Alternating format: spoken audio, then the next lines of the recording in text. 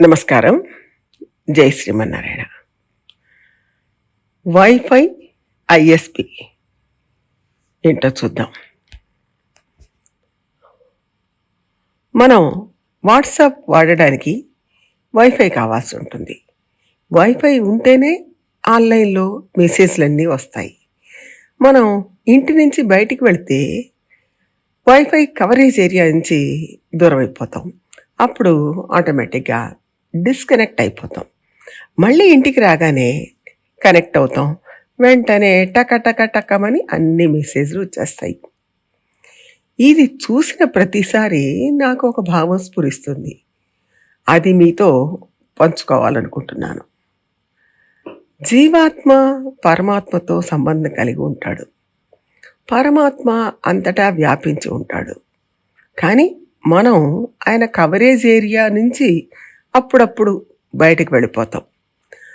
మన ఇంట్లో ఇంటర్నెట్ పెట్టుకొని వైఫై పెట్టించుకుంటాం. ఇంట్లో నుంచి బయటికి వెళ్ళినప్పుడు మన ఫోన్లో మెసేజ్లు రావు. మనం వేరే వాళ్ళ ఇంటికి వెళ్ళినప్పుడు అక్కడ వైఫై ఉంటుంది.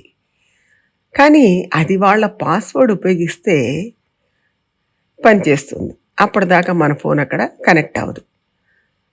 అది వాళ్ళ ఇంట్లో ఉన్నంత వరకు పనిచేస్తుంది. మన ఇంటికి తిరిగి వచ్చేస్తే దానంతటా అదే మన వైఫైతో కనెక్ట్ అయిపోతుంది. జీవాత్మ పరమాత్మతో కనెక్ట్ అయి ఉండాలి. అప్పుడు ఆయన మనకు ఇవ్వాల్సిన మెసేజ్లు ఇస్తాడు. దానికి ఒక పాస్వర్డ్ కావాలి.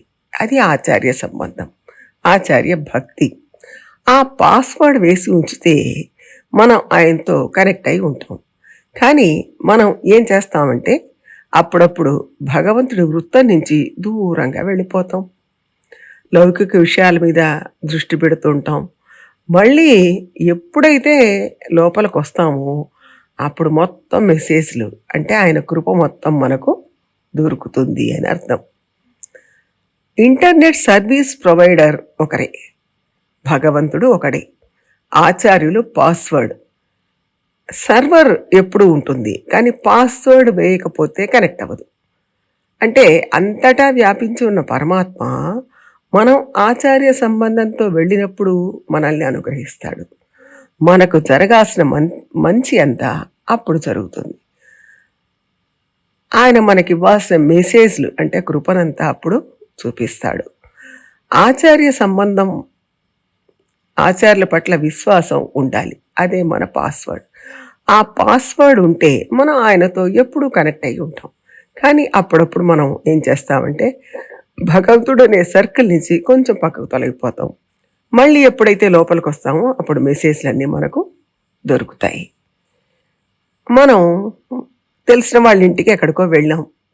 వాళ్ళ ఇంట్లో వైఫై ఉంది, అంటే అక్కడ దేవుడు ఉన్నాడు. వాళ్ళ వైఫై కనెక్ట్ అవ్వాలంటే ఒక పాస్వర్డ్ ఉంటుంది వాళ్లకు, అంటే వాళ్లకు ఆచార్య భక్తి ఉంది. దానివల్ల అది పనిచేస్తుంది. అదే వాళ్ళ పాస్వర్డ్. అది మనకు పనిచేయదు. నేను గుర్తించలేదుగా అంటుంది. మనం వాళ్ళను అడిగి వాళ్ళ పాస్వర్డ్ కనుక్కొని మన ఫోన్లో టైప్ చేసినప్పుడు, అంటే వాళ్ళ గురుభక్తి మన పాస్వర్డ్ మన ఫోన్లోకి ప్రవేశించినప్పుడు మనకు కూడా వాళ్ళ సర్వర్తో కనెక్షన్ దొరుకుతుంది. అంటే భగవంతుడి కృప మనకు కూడా దొరుకుతుంది. పాస్వర్డ్ వేరువేరుగా ఉండొచ్చు, కానీ భగవంతుడు ఒకడే. అంటే సర్వీస్ ప్రొవైడర్ వేరువేరుగా ఉన్న పాస్వర్డ్ ఒకటే అయినట్టు భగవంతుడు ఒకడే, ఆచార్యులు వేరువేరుగా ఉండొచ్చు. మన ఇంట్లో కూడా మొదట్లో, అంటే వైఫై సెట్ చేసినప్పుడు నువ్వు పాస్వర్డ్ ఏం పెట్టావు, ఆ కీవర్డ్ చెప్పు అని అడుగుతుంది. వెంటనే మనం 10 డిజిట్స్ ఉన్న పదం ఒకటి తయారు చేసి పాస్వర్డ్గా పెట్టుకుంటాం. ఆచార్య సంబంధం ఉందా, భక్తి ఉందా, ఉంటేనే నేను నీతో కనెక్ట్ అవుతాను అని భగవంతుడు చెప్తాడు. అది మళ్ళీ అడుగుతుంది, పాస్వర్డ్ ఇలాగే ఉంచుకొని ఎప్పుడు కనెక్ట్ చేయొచ్చా, లేక ఎప్పటికప్పుడు కనెక్ట్ చేయాలా, పాస్వర్డ్ మారుతూ ఉంటుందా అని అడుగుతుంది. అంటే నీ గురుభక్తి శాశ్వతమైందేనా, ఈ ఆచారాల మీదే ఉంటుందా, మళ్ళీ ఆచారాలను మారుస్తుంటావా అని అడుగుతోంది. వైఫైతో కనెక్ట్ అయితేనే మనకు మెసేజ్ వస్తుంది, కనెక్ట్ అవ్వకపోతే మెసేజ్ రాదు. అంటే జీవాత్మ పరమాత్మతో కనెక్ట్ అయ్యే ఉండాలి, అప్పుడే ఆయన కృప మనకు దొరుకుతుంది. ఆయన కనెక్ట్ కాకపోతే ఆయన కృప మనకు దొరకదు. మనం పాస్వర్డ్ పెట్టేటప్పుడు ఆటోమేటిక్గా కనెక్ట్ చేయాలా, లేదా ఒక్కొక్కసారి పాస్వర్డ్ ఇవ్వాలా అని అడుగుతుంది. అంటే గురుభక్తి పర్మనెంట్గా ఉంటుందా, లేక అప్పుడప్పుడు వచ్చిపోతుంటుందా అని అడుగుతుంది. అంటే భగవంతుడితో జీవాత్మ కనెక్టెడ్గా ఉండాలి, ఉంటేనే పరమాత్మతో జీవాత్మ కనెక్షన్ ఉన్నప్పుడే ఆయన కృప ఎప్పుడూ దొరుకుతుంది. లేకపోతే నువ్వు ఎవరో నాకు తెలియదు అని మన నెట్వర్క్ అన్నట్టుగా పరమాత్మ కూడా మనల్ని చూడనట్టుగా వదిలేయచ్చు. మళ్ళీ ఒకసారి పాస్వర్డ్ ఇవ్వు అని అడుగుతుంది నెట్వర్క్. అట్లానే మళ్ళీ మన ఆచార్య భక్తితో ఆచార్య కృపతో భగవంతుడి చేరాల్సి వస్తుంది. కాబట్టి వైఫైతో కనెక్ట్ అవ్వాలి అంటే తప్పనిసరిగా పాస్వర్డ్ కావాలి. భగవంతుడితో కనెక్ట్ అవ్వాలి అంటే ఆచార్య సంబంధం తప్పనిసరిగా కావాలి. ఒక్కొక్కసారి మనం కవరేజ్ ఏరియా దాటి వెళ్ళిపోతాం. మనం ఒక్కొక్కసారి భగవంతుడిని మర్చిపోయి వేరే విషయాలు ఏవో మాట్లాడుతూ ఉంటాం. నామస్మరణ కూడా చేయకుండా ఆయన విషయాలు మాట్లాడకుండా ఉంటాం. అంటే అప్పుడు మన దగ్గర పాస్వర్డ్ ఉంది కానీ నెట్వర్క్ లేదు, అంటే సిగ్నల్స్ లేవు, కవరేజ్ ఏరియాలో మనం లేవు. ఎప్పుడైతే మన ఇంట్లోకి వస్తున్నామో అప్పుడు మనం కవరేజ్ ఏరియాలోకి వస్తాం. అప్పుడు పాస్వర్డ్ పర్మనెంట్గా ఇచ్చేసాం కాబట్టి మెసేజ్లన్నీ వస్తూనే ఉంటాయి. అంటే మనం భగవంతుడి సర్కిల్లోకి వచ్చేసాం, ఆయన కృప మనకు దొరుకుతుంది. ఆయన శ్రీకాంతుడు. కాంతం అంటే అయస్కాంతం. అయస్కాంతం దగ్గరికి ఇనుము రాగానే అది లాగినట్టుగా ఆయన వృత్తంలోకి రాగానే ఆయన లాక్కుంటాడు. కానీ ఆ వృత్తంలోకి వచ్చేదాకా ఇనుమును మనమే ముందుకు నెట్టాలి. అట్లానే మన ఇంట్లోకి అడుగు పెట్టేదాకానే మెసేజ్లు రావు, ఇంట్లోకి అడుగు పెట్టగానే మెసేజ్లు టకటకటక వచ్చేస్తాయి. ఆయన సర్కిల్లోకి రాగానే ఆయన కృప కూడా మన మీద కురిపిస్తూనే ఉంటాడు.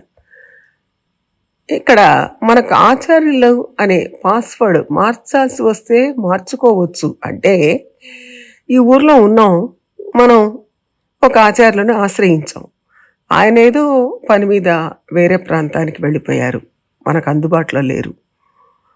లేదు మనమే ఉద్యోగరీత్యానో వేరే పనిగానో వేరే ప్రాంతానికి వెళ్ళిపోయాం, ఆచార్యులతో మనకు సంబంధం దూరం అయిపోయింది.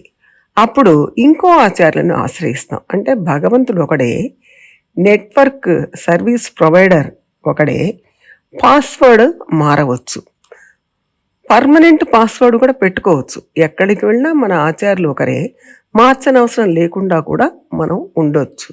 అది ఎట్లాగంటే ఇంతకు మునుపు మొబైల్ సర్వీస్ ప్రొవైడర్ అని ఉండేది. ఒక మొబైల్ సర్వీస్ ప్రొవైడర్ దగ్గరికి వెళ్తే వాళ్ళ దగ్గర సిమ్ కార్డు కొంటే వాళ్ళు ఒక నెంబర్ ఇచ్చేవాళ్ళు. అది కాక మనం ఇంకో సర్వీస్ ప్రొవైడర్ దగ్గరికి వెళితే వాళ్ళు వేరే సిమ్ కార్డ్, వాళ్ళ దగ్గర సిమ్ కార్డు కొన్నప్పుడు వేరే నెంబర్ ఇస్తారు. ఈ పాత నెంబర్ అక్కడి నుంచి కొనసాగదు. కానీ ఆ సిస్టమ్ మార్చి ఇప్పుడు పోర్టబిలిటీ అనేది వచ్చేసింది. అంటే ఎవరి దగ్గర సిమ్ తీసుకున్నా మనం మొదటి నుంచి వాడుతున్న అదే నెంబర్ని కొనసాగించవచ్చు. అట్లానే మనం కూడా ఏ ఊరు వెళ్ళినా మన ఆచార్యులు అనే పాస్వర్డ్ని మనం ఉపయోగించుకోవచ్చు. ఇప్పుడు మనకు ఈ టెక్నాలజీ పెరిగింది కాబట్టి ఎంత దూరాన ఉన్నా, విదేశాల్లో ఉన్నా, ఫోన్ల ద్వారా నెట్వర్క్ల ద్వారా ఆచార్యులకు మనం కైంకర్యం చేయొచ్చు, ఆచార్యుల దగ్గర మంగళాశాసనం తీసుకోవచ్చు. అంటే భగవంతుడు ఒకడే, వేరే వేరే ఊళ్ళల్లో వేరే వేరే పేర్లతో పిలుచుకుంటున్నాం. తిరుమలకి వెళ్తే శ్రీనివాసు సర్వీస్ ప్రొవైడర్, శ్రీరంగానికి వెళ్తే శ్రీరంగనాథు సర్వీస్ ప్రొవైడర్. అట్లా ఏ ఊరికి వెళ్తే ఆ ఊళ్ళో కొలువై ఉన్న భగవంతుడు సర్వీస్ ప్రొవైడర్. కానీ ఆచార్యులు ఒకరే, పాస్వర్డ్ ఒకటే. ఆయా ఊళ్ళకి వెళ్ళినప్పుడు ఆయా పేర్లతో ఉన్న భగవంతుని కృప మనకు దొరుకుతూ ఉంటుంది. మనం ఇలాగే సర్వీస్ ప్రొవైడర్ని పట్టుకొని పాస్వర్డ్ అనే ఆచార్య కృపతో మన కింకర్తవ్యం వింటున్నాం కాబోలు. సర్వీస్ ప్రొవైడర్ మారినా పాస్వర్డ్ ఒకటే పెట్టుకుంటే ఒకే మొబైల్ నెంబర్తో మనం పని చేసుకున్నట్టుగానే ఏ ఊరు వెళ్ళినా మన ఆచార్యులను మనం సదా స్మరిస్తూ కైంకర్యం చేసుకోవచ్చు. మనకు ఆచార్య కృప ఎప్పుడూ దొరకాలని భగవంతుని ప్రార్థిద్దాం. జై శ్రీమన్నారాయణ.